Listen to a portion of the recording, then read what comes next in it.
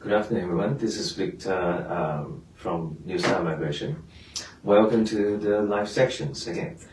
This will be the last live sections, for us in 2022. So first of all, thank you all for your supporting and following our channel. And some of you already choose to become our clients. So thank you for your trust, and always appreciate your feedback. And most of the times, we also like to gather your opinions, and we often put it into contributing to our work. And then sometimes we'll gather information and pass that to the governments if we can. Okay, so thank you very much anyway for your support for the last year. This week, I'd like to talk about a bit of time talking about ACT Matrix, just Canberra. We all realize ACT now have more allocation than the entry allocation. So final allocation has been given to the ACT. In terms of the allocation, ACT get increased 1,225 190 places and 105 491 places. So now we sit at 4,050, and then 50% goes to 491, 50% go to 491 and 190, which looks pretty good. Then a lot of inquiries we're having in the past week, since the allocation has been announced, will be, do I have a chance? Where the point drops? Where the particular accountant, for example, accountant major, with 190 points for accountant going to 100, will IT points go back to 80, 85, something like that. So my expectation will be, and based on the invitation figure we have previously, and comparing the allocation at that time and the allocation ACT having this times, it will be very easy to come to the conclusion the points will drop. Then the only thing we have to be looking at just how quickly and how sharply the point will drops in the following invitation rounds, and that's a math. I believe the decision maker or this people in charge of the ACT migration program it's also doing the calculation.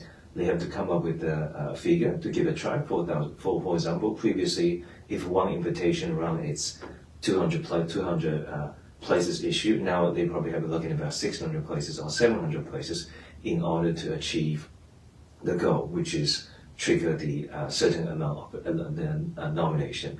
But then they had to give a try for a few rounds. So we're assuming there will be invitation round next week. And then there will be maybe 1 or 2 invitation in January, and 1 or 2 invitation on each month throughout the year. And then ACT have a lot of places, left to be used. So that's something we definitely, hope to see the point starting to drop. And then recently there are also people asking, I can see ACT have better policy or better allocation available. And should I stay in ACT or should I consider moving to other states? Because a lot of people actually get frustrated about the high point situation of Matrix in ACT in the past 2 years. So, and we all realize there are some opportunities in Victoria, in New South Wales, even in WA. So people are thinking about, should I go or should I stay? If they go, they kind of feel it's a bit waste of the time they have been spending in ACT. If they don't go, they're concerned about if the points is not going as fast as they expected. So my suggestion is really look at your occupation and really look at what kind of efforts, we're talking about extra efforts, you will have to input in order to meet the criteria of certain state nomination. For example, currently NSW government asking to stay in NSW for 6 months in order to get nominated. If that's the case, you're looking about 6 months later. And we all know now this is probably December.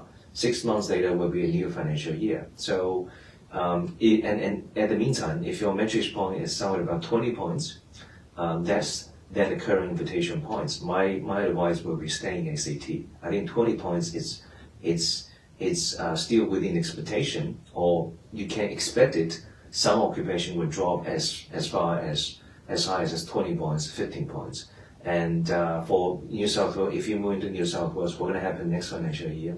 Nobody knows, because they have a precondition of 6 months. So that's NSW. For Victoria, if you be able to find a very good job in Victoria, then that's a possibility. But bear in mind, once you're leaving ACT for a certain period of time, a couple of months, for example, you lose the eligibility. You have to come back again for the satisfying the 6 months or 3 months residency and continuous working employment. So you have to balance the choice, either to stay in ACT or go into a different state. That depends on your occupation. And at the meantime, 1A9 still, there was a big invitation round, as I mentioned last week.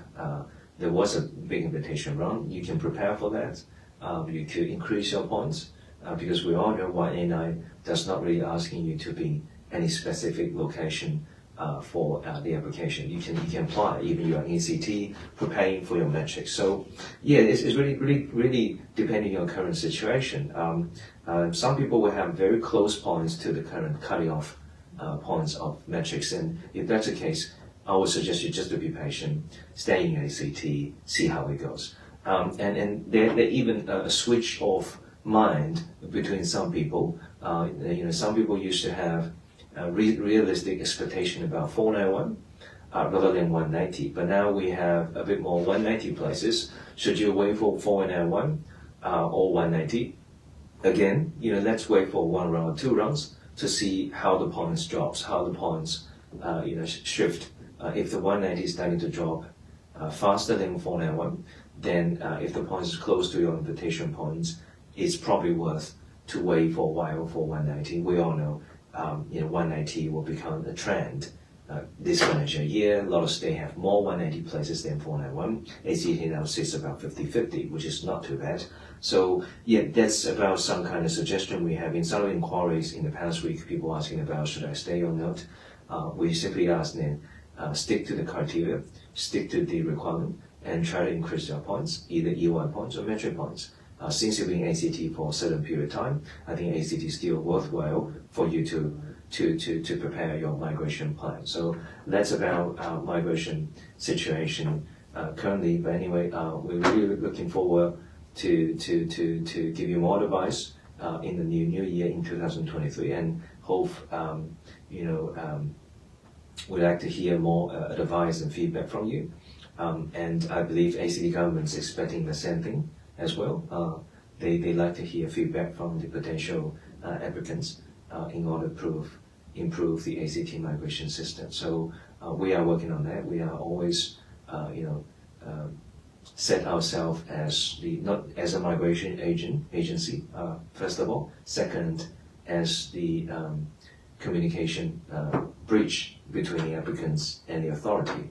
We like to interpret the policy from the government in a simple way so every people can understand. In the meantime, we like to correct the concerns, the expectations, and from the potential clients, potential customers, potential applicants, and gather those information, analyze them, and sometimes we send those information to the government, because government also care about what kind of workforce, what kind of skill, talents will stay in ACT. So it's actually very important to keep the communication channel open. So and luckily we have a very transparent government. So everything it's moving forward, and the whole pictures of ACT skill migration system and even the Australian skill migration system, it's getting better than the past few years. So anyway, wish all of you a very good 2023 and Happy New Year, Merry Christmas, and I hope all of you will get your either permanent residency or temporary permanent residency,